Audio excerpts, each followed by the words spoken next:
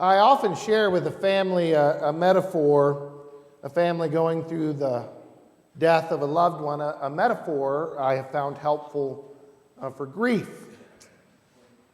That metaphor is grief is a lot like being at a beach, standing in the surf, and grief is a lot like a wave that comes seemingly out of nowhere and just knocks you off your feet.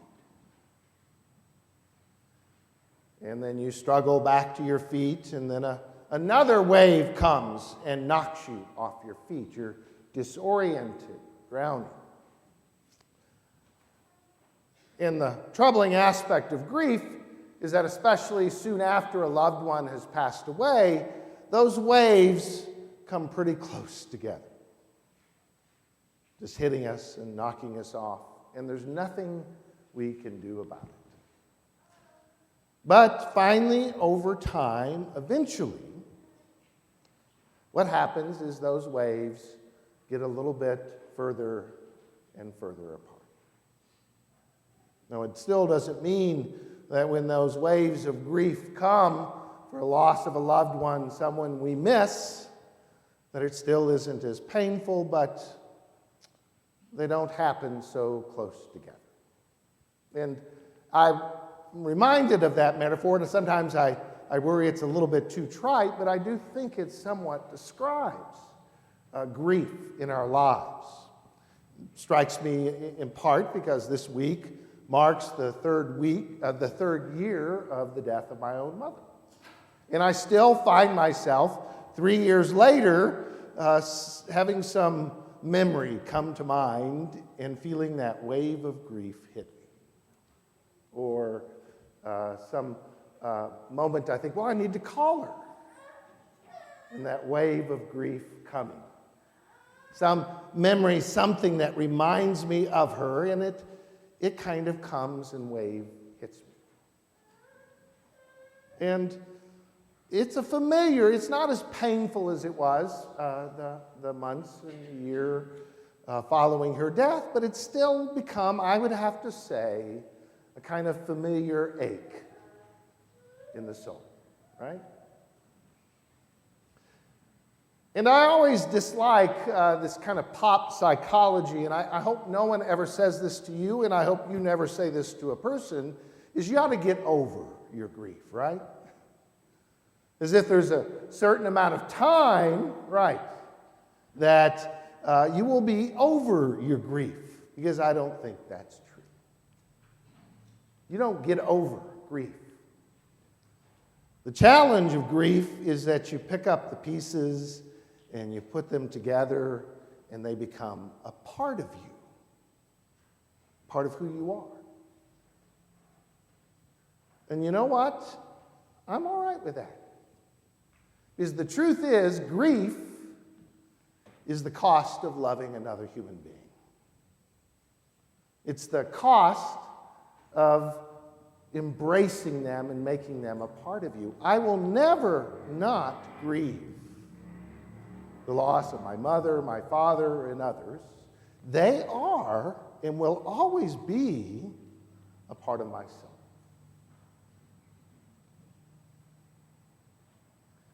Now, last Christmas, my wife gave me one of the gifts she gave me for Christmas was a DNA kit, my ancestry. Has anybody here ever done that? Let me see. A few of you have. Well, I'm surprised not more has. It's really interesting. You do a little swab in your cheek and you send it off. I'm a little cynical about it. They could have made up anything, and I would have believed it. But I finally got my results back, and I was really very excited. And I wasn't surprised by anything in particular. I mean, at first, because I opened it, significantly Northern European and English. There's a little bit of Iberian Peninsula in there. But I was shocked, it was like over 90%, but I was shocked to discover that I had 5% of my DNA was from Africa. Well, I thought that was kind of cool.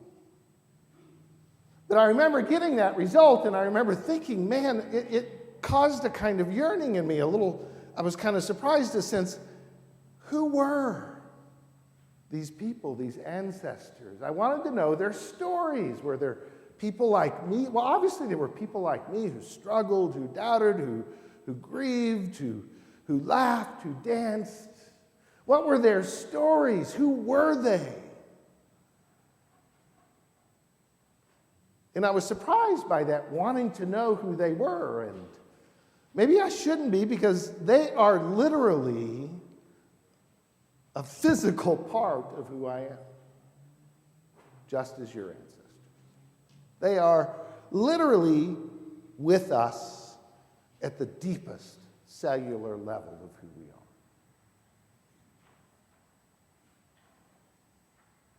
I love this 11th chapter from Hebrews, this recounting, and it's not necessarily our DNA ancestors, but here the writer, whoever he or she was speaking to a community of Christians and saying, these are your ancestors.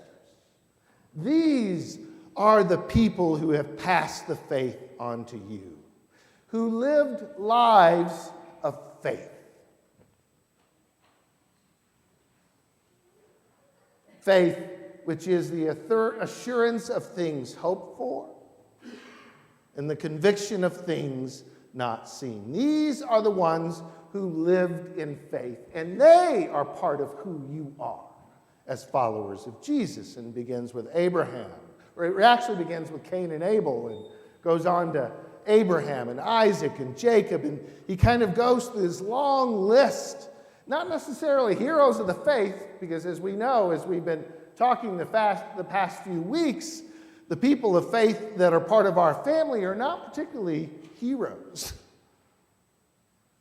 The normal human beings who God was faithful to and brought along, who had an assurance of things hoped for, a conviction of things not seen. And I love that part in which, what more can we say? And it mentions a list of names, Barak, Gideon, all these people. What can we say about them? They lived lives, they struggled, they tried to live meaningful lives, they grieved, they laughed, they enjoyed life, and all through it all, God was faithful to them, even in the times of great pain and sadness. I love that description. And then it ends with those two lines from the 12th chapter. Since we are surrounded by so great a cloud of witnesses, let us run with perseverance the race that is set before us. And the image that comes to mind to me is of the Olympics. This stadium surrounding a running track. And the image that comes to my mind is that we're out there running on the track and our stands are filled with those people cheering us on, right? Those ancestors of faith, those ancestors of our DNA, they are there. One of the things we think essential is they are there to cheer us on. Cheering us as we run our race, sometimes stumble, sometimes fall, always cheering us on to live in the assurance of things hoped for, the conviction of things not seen. And this morning, we are recognizing three of those saints who are part of that crowd cheering us on, who are part of us. It's the cost of living and loving that we may feel sadness and grief, that they're not being physically present here, but we can celebrate that they are part of the cloud of witnesses surrounding this table as we share in the communion, in the truth of God's love for us expressed in Jesus Christ our Lord. They are here in spirit to share that communion with us. And our call is to live our lives with that faith, cheered on by them, and to share that love and assurance and conviction with each other. To God be the glory this day and forevermore. Amen.